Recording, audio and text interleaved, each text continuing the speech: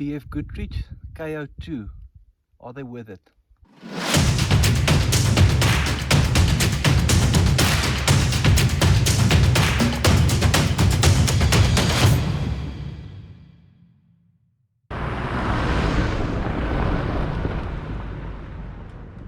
Welcome to another episode of Four Wheeling SA, and in this episode I'm going to review the BF Goodrich KO2 all-terrain tires. So these tires I've got on now for about 10,000 kilometers, and I thought it would be good to share my experience with you, what I've done with them, how they performed for me, and as well as cover some general questions that's out there. So why did I purchase them? I've done a video actually somewhere up here when I fit them on my vehicle. So the main purpose for me was as I needed a more durable tire for tougher 4x4 conditions, but also one that's got some on-road performance as well.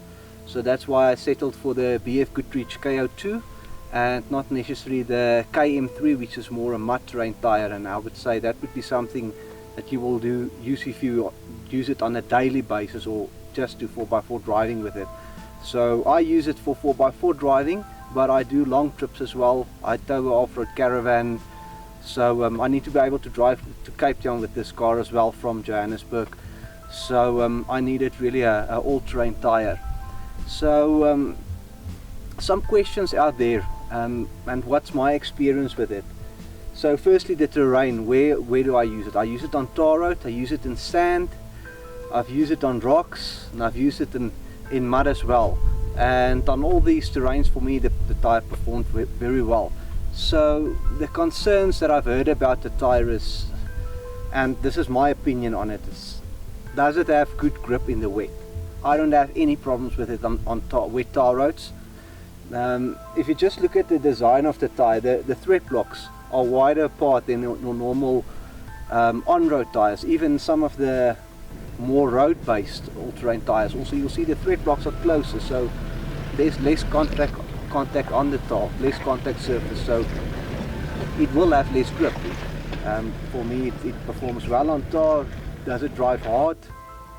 I barely see it that it's I barely feel that it's driving harder than the previous tires I had on. The previous tires I had on was the Goodyear Adventure, and I had to replace them after 40,000 kilometers because they were chipping because of the conditions I was driving in, rocks and things like that. It's not a bad tire, but for what I do it's not the right tire for me. And I think that brings me to something very important, is you need to decide, is the tire for you. If you look at the BF Goodrich tire, it's a heavy duty tire. It's a light truck construction. It's got a 3-ply sidewall, so that it's a very thick sidewall. So if you can think for yourself, it should be harder because there's less flex. But why do that? The compromise is now less flex, but you've got a tougher sidewall, and that's why you look at a tire like this. You don't want to travel in Botswana or wherever that you want to lose a tire because of a sidewall cut.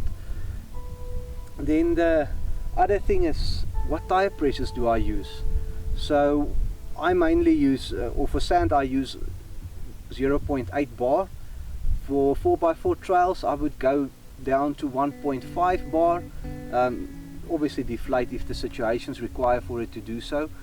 And then for the recent Lesotho trip in Cape Town, I used 1.8 bar because there was a bit of tar road involved as well. And should you drive with these tires at low pressure? Now I've seen on forums and on Facebook where people complain that BF Goodrich says that you need to drive at the harder tire pressure than what the OEM of the vehicle says. So if the vehicle manufacturer says 2 bar, it's good to maybe drive at 2.5 bar. So if you drive at 1.5 bar on a tar road for hundreds of kilometers, you're going to have a lot of heat build up in that tire as well. Now there's not enough air to take away that heat, and also the air is not there to help you to carry some of the weight. So all of that sits on your sidewall. So that's why you would have sidewall failures at a stage. So tire pressures is really important considering your situation. Yes, I know it's not maybe always possible stop and inflate, deflate your tires, but really try to get as close to the best pressure for your tire for the situation. So I drive mine at 2.5 bars. I don't have any problems. I don't feel unstable. Maybe if you have a double cap, then you might have a problem if you unladen at the back, because there's not a lot of force on it.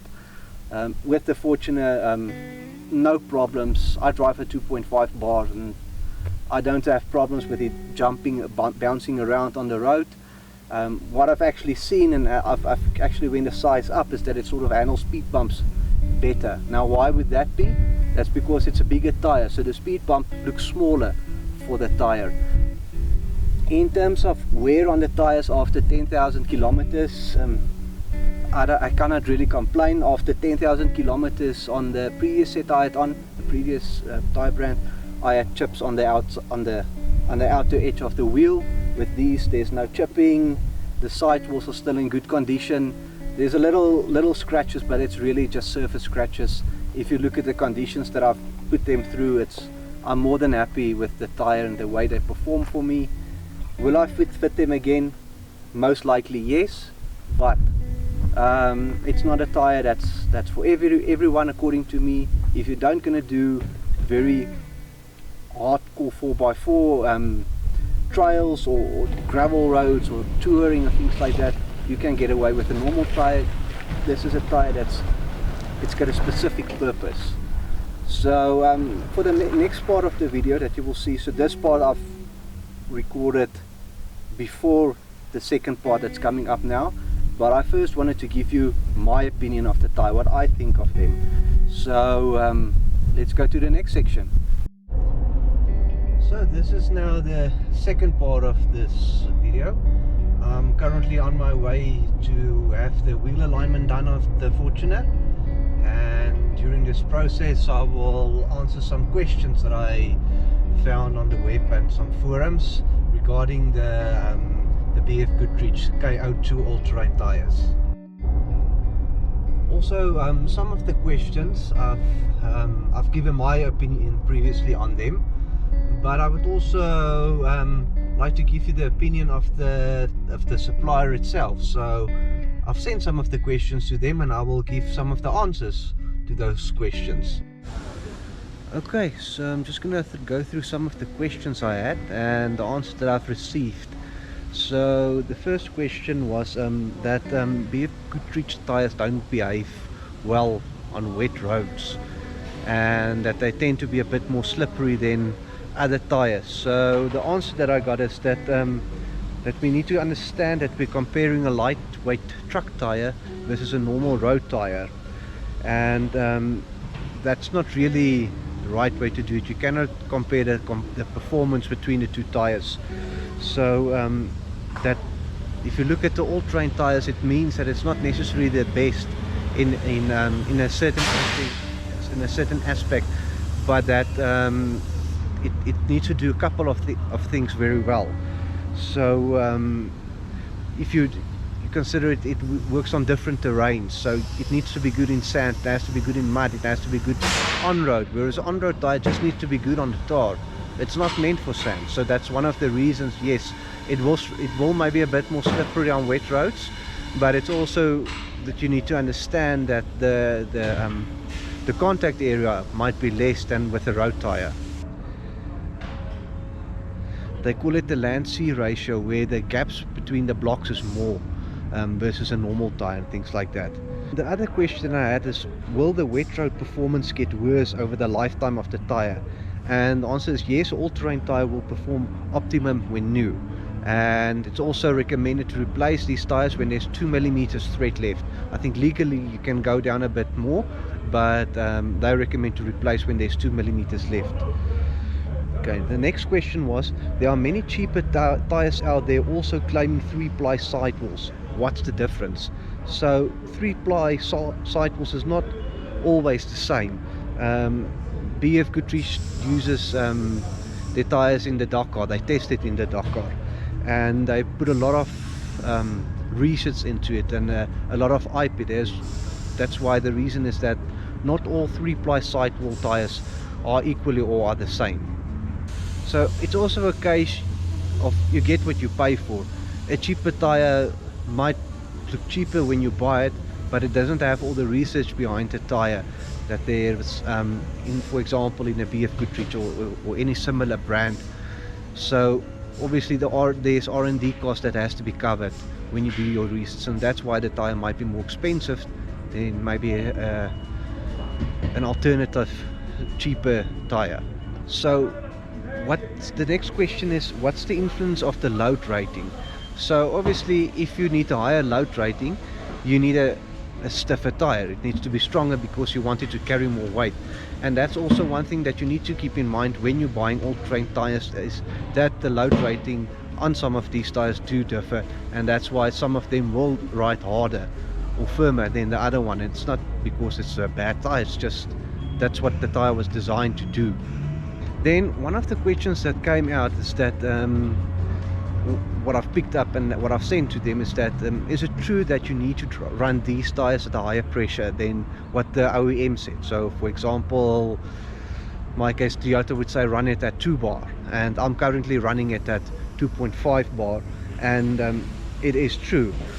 The answer was a light truck tire needs to be inflated higher than a pneumatic tire due to the fact that the more rubber there is, the more pressure would reduce the operating temperature of the tire to ensure good tire life. So what that means is that there's more air in your tire to help to cool down the tire, and it also helps to carry the weight, so you don't put all that weight on the sidewalls. So for example, I've just seen a case on a forum where a guy was running at normal pressure, then he got a puncture, but due to the stiffer sidewall, he didn't notice there's a problem in there. So what happens, the wheel was basically underinflated, and there was a lot of heat buildup, and then you basically it looks as if the tire get a cut all around the surface. The question then is, but if this tire has to run at a higher pressure than normal, what about off-road conditions? I mean, we all go off-road, we deflate our tires to 1.5 bar for rocks or something like that.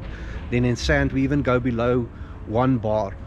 And does that now mean you cannot use this tire for this type of work? And well, there's the answer to this is, be careful with your tire pressure. Obviously you want to have the tire pressure as high as possible, but there's certain cases where you just need to go down. So what do you do now? So you do it as short as possible, but there is a risk that there will be damage to your tire. It's just the way it is. If you drive like that for hours and hours and hours, there's a good chance that there will be damage to your tire.